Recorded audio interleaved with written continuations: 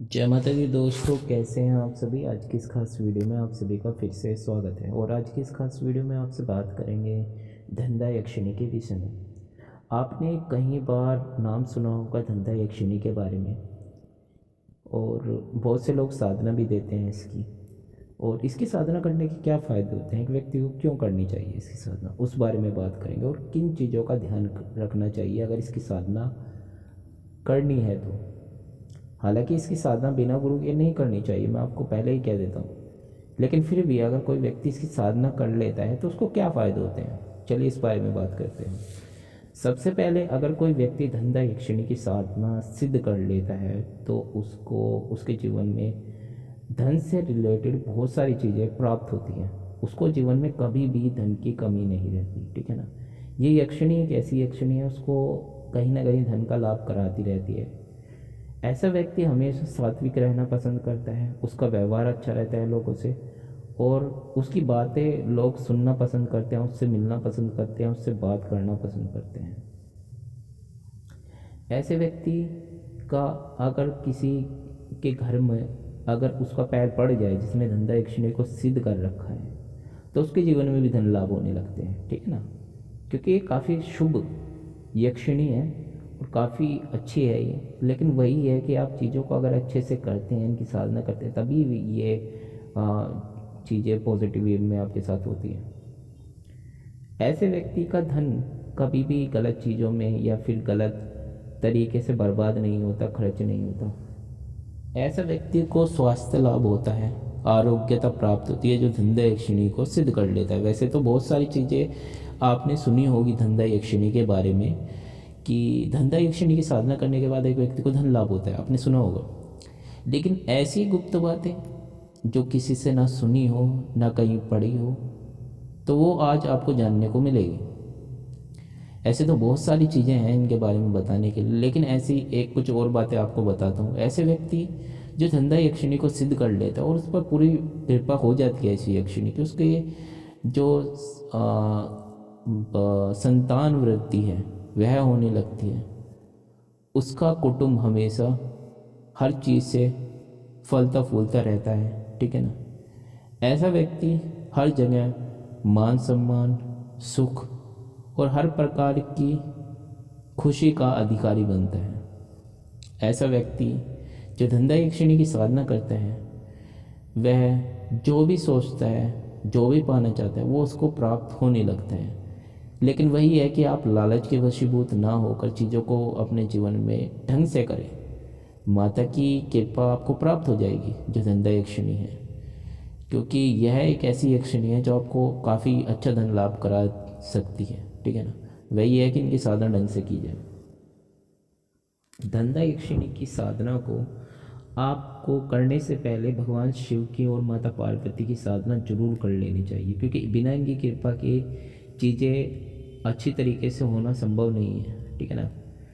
उसके बाद आप ज़रूर, बहुत से लोग आपको कहेंगे कि आप डायरेक्ट धंधा यक्षिणी की साधना क्यों नहीं करते, लेकिन मैं आपको एक चीज़ आज कहना चाहता हूँ। अगर आप धंधा यक्षिणी की साधना करना चाहते हैं तो उससे पहले, आप धंधा यक्षिणी की साधना करने से पहले आप कुबेर महाराज की साधना जरूर करें, क्योंकि इनकी कृपा के बाद आपको यह यक्षिणी थोड़ा जल्दी सिद्ध भी होती है और यह लाभ भी कराती है।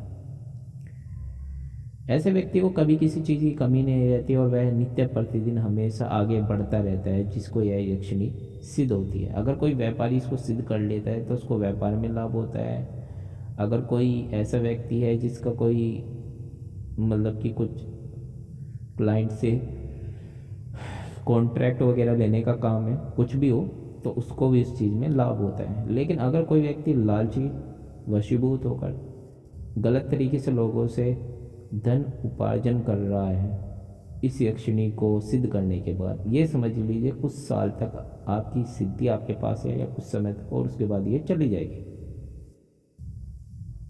तो ये सभी बातें हैं धंधा यक्षिणी की साधना में। हालांकि साधना से रिलेटेड जितनी भी बातें हैं आपको हमेशा गुप्त रखनी चाहिए, कभी किसी के सामने शेयर नहीं करनी चाहिए, ना ही ये बतानी चाहिए। क्योंकि अगर आप अपनी साधना का बखान हर जगह करते फिरते हैं तो ये समझ लीजिए सिद्धि आपकी कुछ समय बाद चली जाएगी, ठीक है ना। क्योंकि ये चीज़ें होती है गुप्त रखने की। जब धंधा यक्षिणी की साधना अगर आप करते हैं या सिद्ध कर लेते हैं इसको, आपको अपने अंदर हमेशा पॉजिटिविटी, एक अलग सा एनर्जी आपको हमेशा महसूस होती है, आपका कार्य करने को मन करता है। ऐसे व्यक्ति का जो आलस्य है वो नष्ट होने लगता है, जो धंधा यक्षिणी को सिद्ध कर लेता है। ऐसे व्यक्ति को बहुत सारी गुप्त चीज़ों के बारे में, मतलब रहस्यपूर्ण चीज़ों के बारे में, चलिए ये बातें यहाँ पर बताना भी ठीक नहीं है, तो बहुत सारे फ़ायदे कराती है ये धंधा यक्षिणी। तो ये समझ लीजिए अगर किसी व्यक्ति का सोने से रिलेटेड काम है तो उसको तो इसका बहुत ज़्यादा फ़ायदा होता है।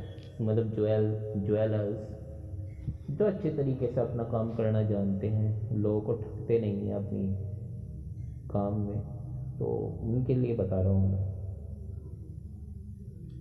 तो यही है कि ऐसे व्यक्ति का अगर छोटा सा भी व्यक्ति है ना, मतलब किसी छोटी सी अगर शॉप है ना, जिस यक्षिणी को सिद्ध कर लेना, वो कब कितनी जल्दी तरक्की अपने जीवन में करता है, कहाँ उसकी छोटी सी शॉप और एक बड़ा रूप ले लेती है, पता भी नहीं लगेगा लोगों को, क्योंकि बहुत जल्दी तरक्की कराती है। कहने का मतलब यह है कि मान लीजिए 1 साल पहले आप बहुत ही छोटी सी दुकान में कहीं पर किराए पर रह रहे थे और 1 साल बाद आपका जीवन किस तरीके से पलट देती है आप समझ नहीं पाते, ठीक है ना।